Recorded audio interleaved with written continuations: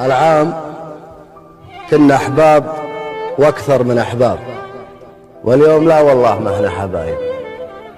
لابد لا الأفراق تطلع لك أسباب، واللي حصل تثرت عليك المصايب،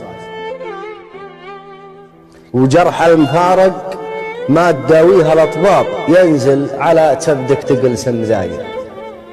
الحب خيمة والوصل مثل الأطناب، والكذب والصدات مثل الهبايل، يسفي على رواقه معاصير وتراب، وعقب البنا يصبح هدام وخرايب.